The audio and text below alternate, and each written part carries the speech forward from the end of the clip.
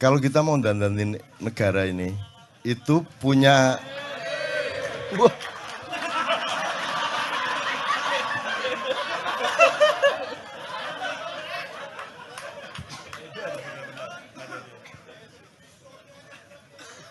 Oke.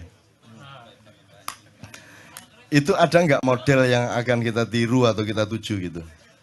Ya kalau bicara soal model, mestinya nggak usah jauh-jauh, Cak. Ya. Tetangga kita deket saja. Misalnya untuk satu contoh gitu ya. Singapura itu yang katanya sudah sangat apa-apa mahal dan seterusnya. Ternyata sangat mengejutkan. Sekolah dari SD sampai SMA itu negara yang urus. Kalau mau masuk sekolah swasta itu urusanmu. Kalau mau kuliah di perguruan tinggi negeri itu bisa dapat beasiswa 85%. Jika lulus bekerja 3 tahun di pemerintahan. Ya. Setelah itu baru boleh bekerja di tempat yang lain. Itu satu. Yang kedua, transportasi umum di sana sudah disediakan. Dan yang paling menarik, rumah pun sudah ada. Yang disediakan oleh pemerintah untuk disewa oleh masyarakat. Dan rumah itu jangan coba-coba ganggu di luar-luarnya. Mau dicat, mau dibagusin, Anda kena penjara. Masuk penjara. Karena itu melanggar hukum. Yang hanya boleh dibenahi hanya di dalamnya saja. Catlah dalamnya, perbaiki di dalamnya gitu ya. Mereka punya semua bentuk yang kemudian bisa mensejahterakan lah sebagian besar rakyatnya. Singapura itu tidak punya ladang minyak. Tapi mereka punya 12 kilang refinery, Cak. Oleh karena itu, semua minyak mentah yang di Indonesia ini jangan-jangan parkir di sana. Lalu jadi BBM, baru diimpor lagi ke sini. Ya. Nah ini kan, kalau bicara soal model, Jerman itu sebuah negara yang sudah sangat maju, ya, industri juga. Di sana itu orang bicara BBM-nya harga pasar, ya, harga berubah tiap hari. Iya, tapi transportasi umumnya di sana semua gratis kok. Sekolah semua gratis, bahkan sampai perguruan tinggi. Berobat, teman saya dapat beasiswa ke sana, ada asuransinya. Pulang ke Indonesia, dirawat di sini, sampai di sana diganti sama asuransi yang orang ikut pendidikan beasiswa di sana. Artinya modelnya itu ada. Alatnya di mana, Cak? Jagain APBN kita, Cak. APBN kita itu kan mengelola. Maksudnya saya disuruh jagain APBN itu. Jadi gini.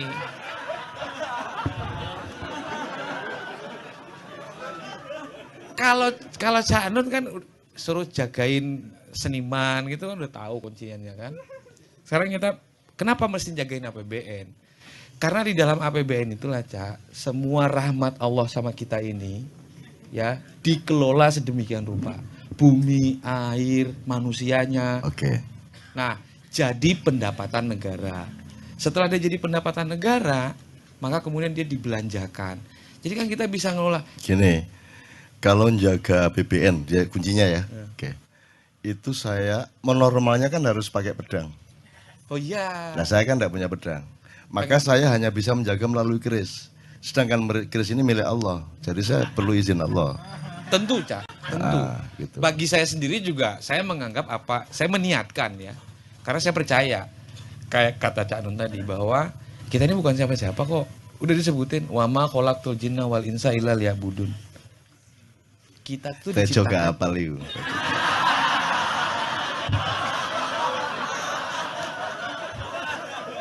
Iya, pegangan saya cuma itu, bahwa saya niatkan bahwa karena sudah disebut bahwa tidak kuciptakan jin dan manusia kecuali hanya untuk mengabdi kepadaku semata.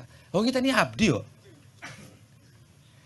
Selesai kita bersahadat, percaya rukun Islam, rukun iman, ya itu. Sip Ardi, gini, ini kan semua teman-teman ini bukan keranjang yang kita masuki bahan-bahan. Tapi mereka ini kan mesin pengolah. Nanti pulang mereka mengolah. Ya. Jadi yang kita kasih ini kan apa pancingan-pancingan gitu Mas Ardi. Itulah Genduri Cinta. Nah gini, beberapa hal bisa kita tiru dari Singapura, dari Jerman. Beberapa hal lain kita juga bisa mengacu ke Jepang, ke Korea, mungkin ke Amerika, no problem ya. Tapi saya pribadi Kalau disuruh negara Indonesia ini menjadi seperti Singapura, saya tidak mau. Kalau disuruh seperti Amerika, tidak mau saya. Kalau disuruh seperti Hong Kong, apa Cina, apa Korea, Jepang, tidak mau saya. Tapi kalau kita belajar beberapa hal kepada mereka, saya oke. Tapi kalau kita ingin maju menjadi seperti mereka, aku mau aku. Wes gak iso makian. Iya. Maksudnya, di seluruh dunia. Tentu maksudnya tidak kita menjadi negara seperti itu. Iya, jadi tadi menjawab saja pertanyaan bahwa di mana sih praktik-praktik, apa iya praktik-praktik itu ada. Untuk menunjukkan saja bahwa itu ada. Bahkan satu negara yang sering dielek-elek Cak, Kuba. Itu kan cerita tentang Kuba, mana ada yang bagus yang kita dengar. Tapi ketika Kuba sampai bagus. di sana, Kuba bagus. Di sana situasinya baik-baik saja. Kuba itu nggak punya utang, nggak ada orang buta huruf, ya toh, nggak ada maling, beres semua. Dan satu hal lagi, mereka punya regulasi yang cukup ketat. Kalau kita yang namanya turis asing, itu berlaku harga turis asing. Jadi ada harga warga negara, ada harga turis asing, yang itu jelas lebih mahal. Karena mereka punya mutiara yang namanya Fidel Castro. Nah, kita punyanya kerikil, ya toh. Karena mutiaranya dibuang. Mutiara dalam Islam dibuang, betul nggak? Ya. Mutiara di dalam kehidupan budaya dibuang. Mutiara dalam kehidupan politik dibuang. Di kehidupan apa aja mutiara dibuang. Kita hormati ketika SD, SMP, SMA tok. Begitu naik mahasiswa dia harus ikut kerikil, betul enggak? Kalau Olimpiade SD, SMP, SMA menang terus kita sedunia, kita ini mutiara bangsanya. Tapi begitu jadi mahasiswa dia sudah mulai berpikir mencangkul bagaimana punya pedang ikut punya pedang kan gitu. Akhirnya kerisnya hilang dan sekarang sudah memuncak semua itu. Tapi yang saya maksud itu gini loh Mas Ardi. Di Singapura tidak ada orang punya kesulitan, rumah ada, sekolah beres. Demikian juga di Hong Kong. Sehingga itu juga bukan pilihan saya total meskipun saya senang itu. Itu membuat mereka tidak tangguh sama sekali sebagai manusia. Mereka tidak pernah mengalami kesulitan. Mereka dilindungi apa saja oleh pemerintahnya. Mereka terlindung, polisinya melindungi, hukumnya melindungi. Di Indonesia kan Anda tidak dilindungi siapa-siapa. Tidak dilindungi hukum, tidak dilindungi polisi, bahkan Anda diancam, diporotin, direpotin, tidak karu-karuan. Hasilnya adalah manusia Indonesia menjadi manusia yang penuh kemandirian, yang penuh ketangguhan.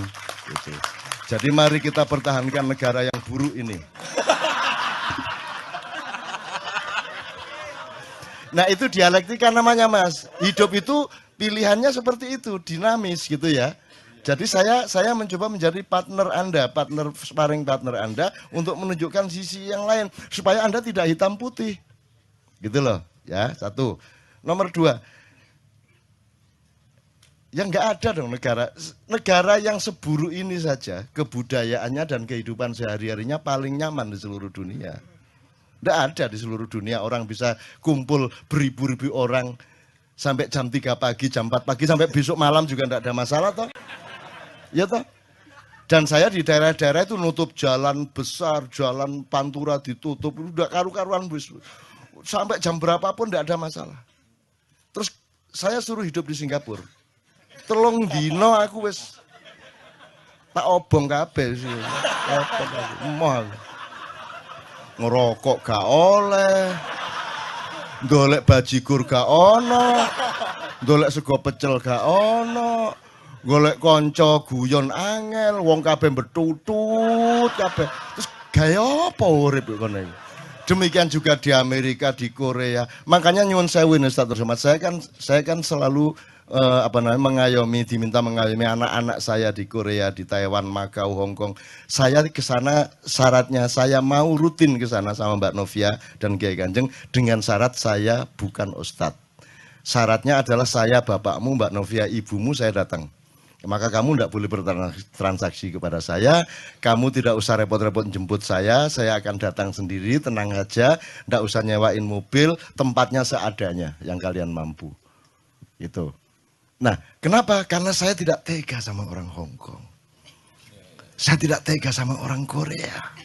Saya tidak tega sama orang Taiwan. Mereka hidupnya penuh penderitaan. Mereka hidup di buku pon Doro ditumpuk-tumpuk. hidup di apartemen sempit 4 kali 4 meter. Mereka tidak punya halaman rumah, mereka tidak punya burung perkutut, mereka tidak punya pagar, mereka tidak punya tetangga. Karena mereka tidak kenal siapa di kiri kanannya. Mereka tidak punya yang semua kita punya di sini. Mereka tidak punya kenduri cinta, mereka tidak punya solawatan, mereka tidak punya campur sari, mereka tidak punya dangdut, mereka tidak punya sholat tahajud. Ya, mereka tidak punya apa-apa. Mereka menderita. Mereka cuma tahu satu hal, bekerja dari jam 8 pagi sampai jam 8 malam. Karena selama bekerja, mereka hanya ingat pekerjaannya dan lupa siapa dirinya.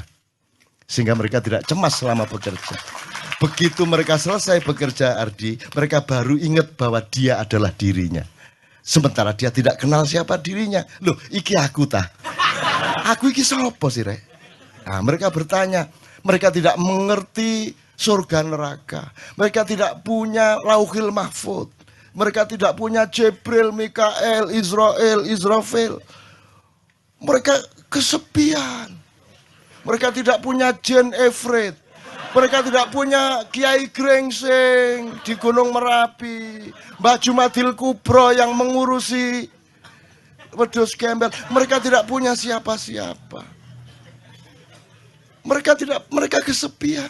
Mereka tidak tahu dari mana asalnya dan tidak mengerti akan kemana besok-besok setelah mati. Kasihan mereka. Kita santuni. Maka kita kirim TKW ke sana. Gitu. Mereka jadi bahagia. Dipertahankan anak-anak kita di sana itu oleh keluarga-keluarga, oleh perusahaan-perusahaan dan oleh pemerintah. Mereka takut kalau kehilangan kita. Karena dengan kita mereka denger-ngereng sholatullah, salamullah gitu. Ih, ketenangan nih. Jadi saya tuh enggak tega sama mereka. Bukan saya menyantuni TKW. Wong TKW kita itu karena pengalamannya menjadi manusia tangguh di sini, di sana mereka lebih tangguh dari juragannya. Sing nyentak-nyentak iku arek-arek.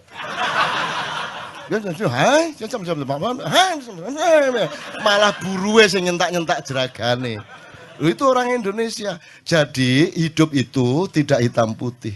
Kadang-kadang kalau engkau di penjara, kata Pak Abdullah tadi, penjara adalah singgasana bagi orang yang mencari kebenaran. Maka sebanyak mungkinlah Anda masuk penjara. Lah kan enggak bisa ngomong gitu kan? Jadi hidup itu enggak kayak gitu. Hidup itu begitu luasnya dan ulang-alik minal masjidil haram minal masjidil aqsa. Minal masjidil aqsa ilal masjidil haram, terus ulang-alik. Seneng galau, terus menerus. Kan gitu, Mas. Jadi menurut saya setuju sama semua perbaikan yang Anda lakukan, tapi jangan sampai kita kehilangan kekayaan itu maksud saya. Tidak ada di seluruh. Lah kalau kita nanti bikin negara dengan undang-undang yang sangat ketat, terus jam 10 bengi itu guyon gak oleh. Ya ta? Antum di Mesir itu kalau kedengaran, di Mesir loh, gurung London loh. Kiai Kanjeng jam 9 pagi sudah keluar rumahnya ngerokok bareng guyon kok ditekani polisi. Coba guyon gak oleh kulo negara capopo. Goreng gereh gak oleh. Tetangga bau telepon polisi. Ini negara capopo. Makanya kalau ngomong kebudayaan dan manusia dan rakyat itu tidak ada lain kecuali kita. Wah, wes. Coba di seluruh dunia mana ada forum yang di panggung semua merokok kayak gini. Ayo cari di belahan dunia yang manapun dan semua datang dan semua tanpa batas. Tidak perlu ada perlindungan, tidak perlu ada keamanan, betul enggak? Tidak perlu dijaga siapa-siapa karena kita adalah orang yang menjaga, bukan orang yang dijaga. Kan begitu? Kita semua adalah orang yang memelihara republik ini, bukan orang yang mengancam republik ini. Gitu loh. Bahkan kita jaga wis kono nyolong sakake sakarep. Gitu. Iki cek bingung iki, aku bingung. Oke, teman sekalian ya. Jadi terakhir sekali saya lupa satu terminologi lagi. Jadi kalau yang Anda inginkan itu Toto Tentrem Kertoraharjo, ya, itu Singapura sudah, ya, Amerika sudah, ya, Korea Selatan, utara pun sudah, utara pun lumayan gitu kan, Cina sudah, gitu kan, Amerika Latin sudah. Tapi jangan lupa Hitler dulu juga lebih bagus daripada Kuba. Jangan lupa Fir'aun itu bertahan 1300 tahun itu dinastinya karena sudah toto tentrem, kerto raharjo, gemah ripah loh jinawi. Kalau cuman itu cita-cita kita, Hitler juga sudah mencapai, Fir'aun juga sudah mencapai. Tapi di dalam prinsip dari Allah, itu semua dirumuskan dengan baldatun thayyibatun, titik. Itu cukup udah merumuskan semuanya tadi. Tapi Allah memberi dimensi berikutnya itu Warabbun Ghafur. Silakan sejahtera, tapi ada enggak sesuatu yang aku marah? Tapi kalaupun ada, asal engkau tidak besar-besar benar kesalahanmu, aku masih menyiapkan ghafurku untukmu. Aku masih Warabbun Ghafur, aku. Jadi pedoman hidup kita sederhana.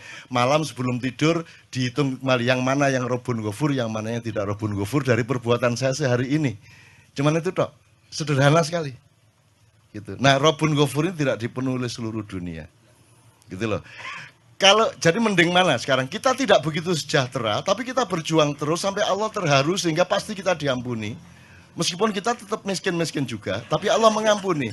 Kita kaya raya, beres, bareng-bareng maling, makmur, gemah ripah lo jinawi, tapi Allah tidak mengampuni. Yang mana yang dipilih? Saya kembali ke idiom lama. Ada dua rumah, yang satu bertengkar terus hingga ganggu orang se-RT lah. Piring dibanting, kaca disawati, teriak-teriak, orang semua nggak bisa tidur. Karena apa? Karena suaminya selingkuh. Maka mereka bertengkar tiap malam. Rumah sebelahnya tenang. Ada musik yang mengalun. Tentram. Toto tentrem kerto raharjo. Kenapa? Karena suami maupun istri sama-sama selingkuh. Kon milih di, kamu milih yang mana? Yang mana yang namanya toto? Jadi kalau toto tentrem kerto raharjo itu, doli juga toto tentrem kerto raharjo, penuh kelembutan, penuh pelayanan, penuh harum-haruman, betul enggak? Penuh kasih sayang, penuh kenikmatan, toto tentrem kerto raharjo. Nah, udah kalau gitu mari kita bikin doli nasional. Nah, Mas Ardi malam ini belajar bahwa kehidupan lebih luas dari itu, tapi khususon yang beliau omongkan itu kita dukung sepenuhnya di wilayah itu, tapi jangan sampai kita kehilangan yang sudah kita punyai, kekayaan-kekayaan ini. Karena ini nggak ada di seluruh dunia, Jo. Yang ini guys. Di Malaysia iso nggak ngene iki? Ayo. Nggak bisa di Malaysia begini nih. Kalau di Indonesia pemerintahnya nggak masalah, kenapa? Karena nggak tahu. Ono apa gak ero ya apa katanya? Jadi tidak masalah, makanya di sini sangat longgar untuk manusia, sangat longgar untuk kebudayaan, sangat longgar untuk silaturahmi, betul enggak? Begitu Anda ke luar negeri, dimanapun kelonggaran itu hilang. Makanya bunuh diri sangat besar di Korea, segala macam. Di Makau itu tak lihat, aduh mesake wong-wong itu. Nek orang Indonesia iki ketoke mek gak sekolah tapi meripati pelolak-pelolok. Ngene-ngene kita orang sana kan tertib, orang yang dilindungi sejak kecil, orang yang beres semua masalahnya, sehingga mereka tidak punya geni, tidak punya api dari matanya. Kita kan berapi-api. Jadi iki wis suwe kok gak ono gelut iki rek. Wah. Golek perkara ndek mul. Napa delok-delok. Wah, akhirnya pokoknya di seluruh dunia tidak ada orang tawur tanpa sebab, kecuali anak-anak muda Indonesia. Udah itu di mana aja. Jadi tawur sebagai syariat. Gak enak gak tawur ya. Lo temenan itu. Saya bisa cerita detail soal ini ya, di Malaysia, di Hong Kong, di Korea, saya bisa cerita detail mengenai tawur dan bagaimana cara mengatasinya, siapa tokoh-tokohnya, yang jagoan siapa, yang cuman rame-rame siapa, saya bisa cerita detail. Tapi ini bukan saatnya. Yang penting tolong kita jangan kehilangan ini. Negara mau maju kemanapun harus tetap terjamin kemerdekaan yang penuh kemesraan di dalam kebenaran dan kebaikan seperti Kenduri Cinta ini.